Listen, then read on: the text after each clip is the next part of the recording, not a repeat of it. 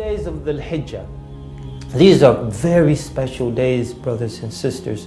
Our Prophet ﷺ is mentioned on the authority of Ibn Abbas that the Prophet, may the blessings and peace of Allah be upon him, said, there are no days of the year when the good deeds are more beloved to Allah than in these days, meaning the first 10 days of Dhul Hijjah. They said, O Messenger of Allah, not even struggling in the way of Allah. They said, not even struggling in the way of Allah, except a man who goes forth in the path of struggle and then with his life and his wealth and doesn't return with either. In other words, the man loses both his life and his wealth struggling in the way of Allah. Brothers and sisters, these days the ulama tell us are the best days of the year. There's a debate, are there nights better than the nights of the last 10 days of Ramadan?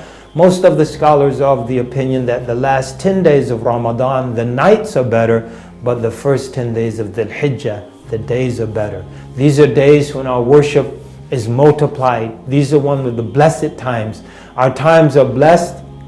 And there are blessed places such as the Haram, where many people are going to Mecca and Medina to visit the Haram in Mecca and the Haram in Medina. These are blessed places, but there are also blessed times such as Ramadan, such as the last 10 days of Ramadan. And one of those blessed times, brothers and sisters, are the first 10 days of Dhul Hijjah. So we encourage you, fast if you can during these days. Try to read the Quran as much as possible with the same himmah, the same enthusiasm that you read the Quran during the blessed month of Ramadan. And one reason it's easy during Ramadan, not only because we're fasting and therefore not feeding our carnal appetites, thereby releasing our spiritual energies, but also because of the blessed nature of the time, Sharafuz Zaman.